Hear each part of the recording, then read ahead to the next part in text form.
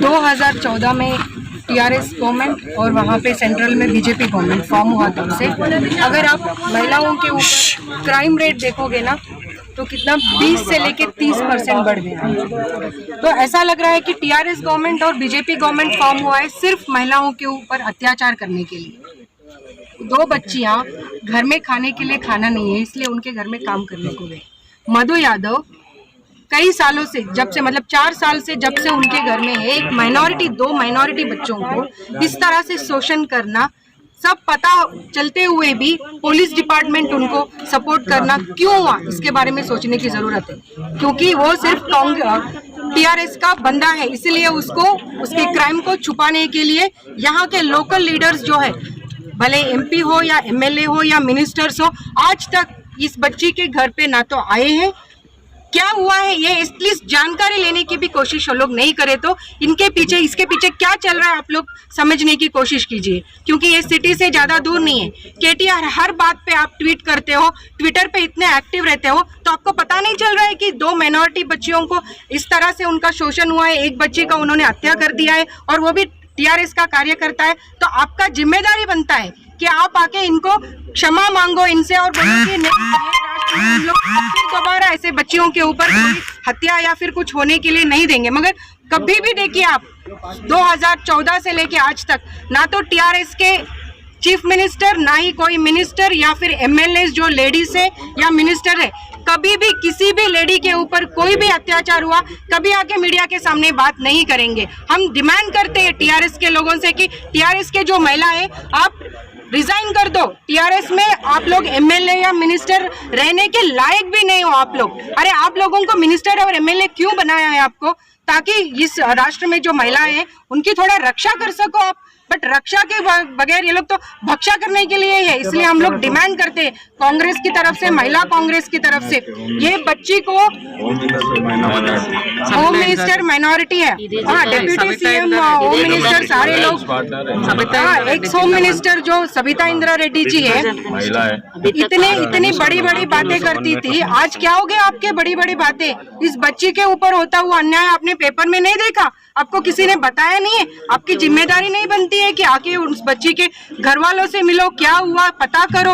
और अच्छा वो लड़की वहां पे सुसाइड अटेम्प्ट करी या मर गई बोल के आपको पता चला, अब पुलिस डिपार्टमेंट को आंखें नहीं दिख रही है कि बकेट कहाँ पे था, वो लड़की कैसे अपने आप को हैंग कर सकती है। इतनी जल्दी उस बॉडी को डिस्पोज करने की जरूरत भी नहीं थी। अरे एक छोटा सा इंसिडेंट कहीं पे होता है तो हम लोग लाखों तरह से पता करने की कोशिश करते हैं कि अरे क्या हुआ बोल के। तो टीआरएस का बंदा है इसलिए उसको छुपाने के लिए आप फटाफट काम निपटाने की कोशिश कर रहे हो और इनको फोन करके घर में सबको बताते हो कि किसी को अगर आप असलियत बताओगे तो आप सबको मार डालूंगा। ये क्या बात हुई। अभी उनके रिलेटिव अभी आके बता रहे थे कि उनको कॉल आ रहा है कि आप लोग अगर गांव में आओगे या फिर कहीं पे दिखोगे, अगर जुबान खोलोगे तो सबको मर्डर कर दूंगा। तो ये सारे चीजों है, सबके ऊपर जितने केस बनते हैं उतने केस लगाने की जरूरत है।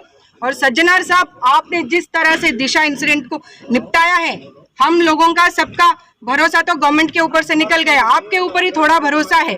तो सज्जनार साहब से भी हम लोग रिक्वेस्ट करते हैं कि इमीडिएटली ये केस भी आप टेकअप कीजिए और वुमेन कमीशन के बारे में इस तेलंगाना स्टेट में बात करने की जरूरत है। यहाँ पे जो पहले वुमेन कमीशन था वो तेलंगाना से नहीं होके आंध्रा से एक लेडी को लाके रखा था, वो तो बिल्कुल कुछ काम ही नहीं करती थी। अभी तो बिल्कुल वुमेन कमीशन ही है नहीं है। तो मतलब ये टीआरएस गवर्नमेंट बना किस लिए है, सिर्फ होर्डिंग्स लगाने के लिए कि हम ये काम कर रहे हैं, हम डबल बेडरूम हाउस दे रहे हैं, हम बच्चियों को जॉब दे रहे हैं, हम बच्चियों को पढ़ाई, अरे पढ़ाई लिखाई डबल बेडरूम ये सब अगर आप लोग दे रहे तो ये लोग इस घर में क्यों रह रहे। ये 2 बच्चियां 700 रुपयों के लिए किसी के घर में काम करने की जरूरत क्या थी।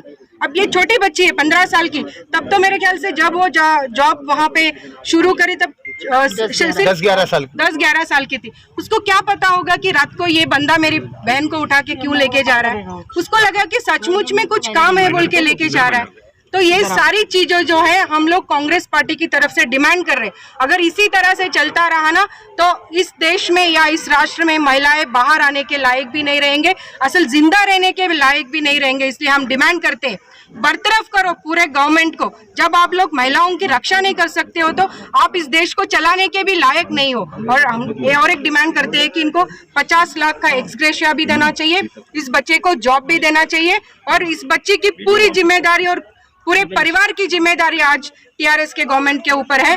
अगर आप लोग जो यहाँ के एमएलए, मिनिस्टर और एमपी जो भी है, अगर इनकी रक्षा नहीं कर सकते हो, इनके सपोर्ट में खड़ा नहीं रह सकते हो, तो आप सच में आप अपने पोस्ट को रिजाइन कर दीजिए। आप लायक ही नहीं हो कि आप पब्लिक लाइफ में रहो। मैडम, अभी आप जैसा कि देख रहे हैं कि वो एकदम बहुत पूर फैमिली से ये बिलोंग करते हैं, तो आगे चल के जो इनका केस है अभी तो कोर्ट में जाएगा, तो क्या कांग्रेस पार्टी इनको लीगल एड प्रोवाइड करेगी इनके सपोर्ट के लिए? बिल्कुल खड़ा करेगी। आप सिर्फ एक चीज जानिए, यहाँ पे एक्स एमपी जो है कोंडा विश्वेश्वर रेड्डी साहब, उनके वजह से आज केस बाहर आया है। अगर वो आज नहीं आते, इन्वॉल्व नहीं होते ना, तो इस केस को दबा दिया जाता और ये ऐसा दिखाया जाता, ऐसा करार किया जाता कि उस बच्ची ने सुसाइड कर लिया है। इवन उनको पेपर भी नहीं दिया गया था। कल साहब हमारे सामने पेपर लेके आके इनके हैंडवर्क किए। हाँ, आधार कार्ड भी उनके पास रख लिए। वो भी नहीं दे रहे। उनका जुर्म नहीं कर रहे, वो अगर सही है, वो लोग गलत नहीं है, तो बच्चियों को आधार कार्ड में मेजर क्यों दिखाने की कोशिश कर रहे?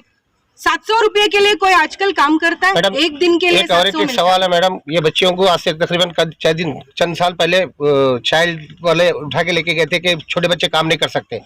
उस आदमी ने जो है सो ले जाके आधार कार्डों पे एज बढ़ाने के लिए लेके गया था, एज बढ़ा के फिर वापस लेके आके अपने घर में रखा। इसका क्या रीजन हो सकता है मैडम? मैं वही बोल रही हूँ कि उसने हर तरह का शोषण किया इनके फैमिली के ऊपर।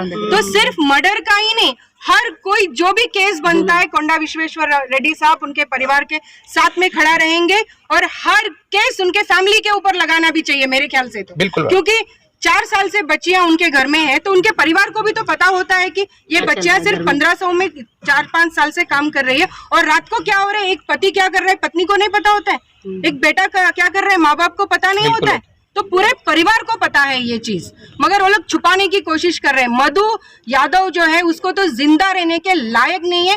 पुलिस डिपार्टमेंट को भी उसके ऊपर लेना चाहिए एक्शन, और जितने भी गांव वाले हैं, मंडल वाले भी सपोर्ट कीजिए, क्योंकि ऐसे बच्चियां बहुत सारे खाने के लिए नहीं है, किसी के घर में जाके काम कर रहे हैं। इसका मतलब ये नहीं है कि आप उनके ऊपर शोषण करो और उनका मर्डर करो। आज अगर हम लोग इनके सपोर्ट में नहीं खड़ा रहेंगे ना, तो कोई भी शायद आगे जाके किसी को विश्वास नहीं रहेगा कि अरे कोई पार्टी हो या फिर कोई गवर्नमेंट हो हमारे लिए खड़ा रहेंगे। इसलिए जब तक इनको न्याय नहीं मिलेगा, सीतक्का जी है, कोंडा विश्वेश्वर रेड्डी साहब है, कांग्रेस पार्टी है, महिला कांग्रेस है, हम सब इनके साथ में खड़ा। मैडम, इसका क्या रीजन हो सकता है मैडम के ये जो अभी कोई अपने टीआरएस पार्टी के कोई कार्यकर्ता आज तक आके यहाँ पूछे नहीं है, बता नहीं है?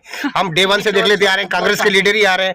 जैसा साहब कल आए थे, कल रात में हमारे इससे साफ पता फिरोज साहब आए थे, सब जने आए थे। आप लोग इतना संघर्ष कर रहे हैं इनके लिए, वो छुपाने के लिए क्या? इससे साफ पता चलता है। मैंने इसलिए बोला ना, जिस दिन उस बच्ची का मर्डर हुआ था उस दिन फटाफट उस जो बॉडी है उसको डिस्पोज करने की जरूरत क्या थी? क्योंकि उनको पता था ये टीआरएस का बंदा है, इस चीज को छुपाने की जरूरत है। अगर कोई और चीज होता तो टीआरएस के लोग कैसे दौड़ के चले जाते? एमएलए हो या एमपी हो या जो भी हो, जाते ना उन्हें। और यहाँ से, आपके यहाँ से तो एक्स होम मिनिस्टर है, लेडी है, एक लेडी को एक लेडी का दर्द तो समझता है ना, तो उनकी जिम्मेदारी बनती है, आइए और पता कीजिए क्या हुआ है, उनके पक्ष में खड़ा रहिए, उनको न्याय दिलाइए। तो सारी चीजें क्लियर है, कट पता चल रहा है कि अगर टीआरएस का या बीजेपी का आप कंडवा डाल के घूम रहे हो तो आप कुछ भी करने के लायक हो, क्योंकि आपका गवर्नमेंट है आपको रक्षा देने के लिए, लोगों की रक्षा करने के लिए नहीं, सिर्फ उनके लोगों को रक्षा करने के लिए।